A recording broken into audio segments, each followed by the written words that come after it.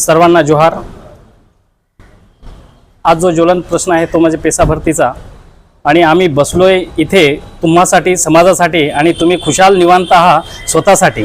आम्ही लढतोय इथे समाजासाठी आणि तुम्ही घरात निवांत बसून स्वतःच्या सुखासाठी। जरा जनाची नाही तर नाही, मनाची तरी लाज वाटली पाहिजे।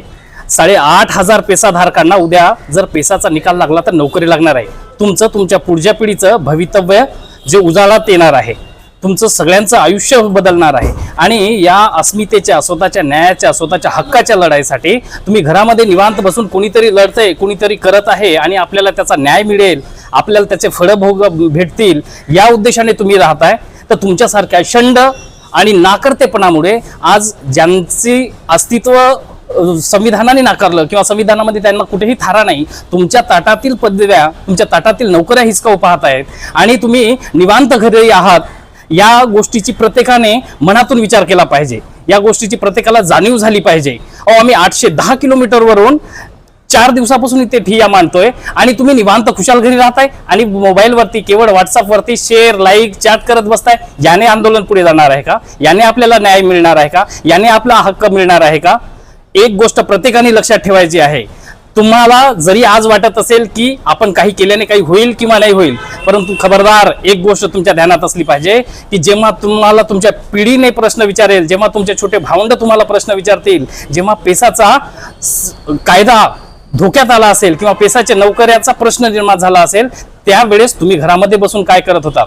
तुम्ही घरामध्ये बसून शंडाची भूमिका घेत होतात का? हा प्रश्न ज्यावेळेस तुमचं भविष्य तुम्हाला विचारेल, त्यावेळेस तुम्हाला तुमच्या नाकर्तेपणाची जाणीव होईल। त्यावेळेस तुम्हाला कुठेतरी आपण लढलो असतो तर आज आपलंही भवितव्य घडलं असतं, आपल्या पुढच्या पिढीलाही न्याय मिळाला असता आणि आपला पेसा कायदा हा जिवंत राहिला असता, याची जाणीव होईल। पण मित्र हो, तोपर्यंत वेळ गेलेला असेल, कारण आजची रात्र ही वैराची रात्र आहे। उद्या आपल्याला सगळ्यांनी मोठ्या संख्येमध्ये मुंबई येथे जमायचं आहे आणि जोपर्यंत आपण आपल्या न्यायासाठी, आपल्या हक्कासाठी मुंबईला येणार नाही, तोपर्यंत तुम्हाला तुमचं शासन किंवा तुमचे जे कोणी लोकप्रतिनिधी असेल तुम्हाला न्याय देणार नाहीत।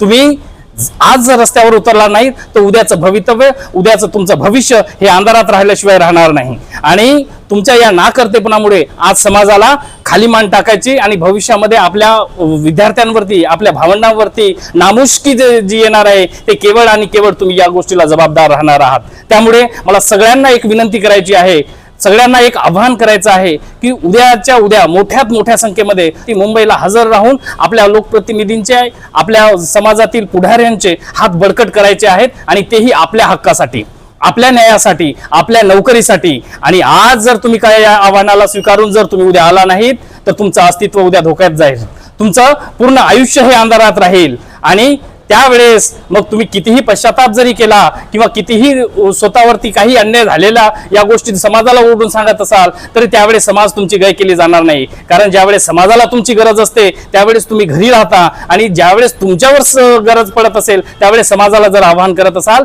हा कुठेतरी एक भेकटपणा आहे, हा कुठेतरी एक भित्रेपणा आहे। आणि तो भेकटपणा, तो भित्रेपणा दूर करून आज आपल्याला एकत्र यायचं आहे, संघटित व्हायचं आहे आणि उद्याच्या या लढाईमध्ये, उद्याच्या या होऊ घातलेल्या बैठकीमध्ये आपला पेसा कसा वाचेल, आपल्या नोकऱ्या कशा वाचतील आणि आपला हक्क आणि न्याय आपल्याला कसा मिळेल, यासाठी लढायचं आहे। त्यामुळे मी पुन्हा शेवटचं एकदा तुम्हाला सगळ्यांना आवाहन करतो की उद्या मोठ्यात मोठ्या संख्येने 8,500 जी नोकरी पात्रताधारक आहेत या सगळ्यांनी येथे यायचं आहे आणि आपल्या हक्काच्या नोकऱ्या मिळवायच्या आहेत। जोहार।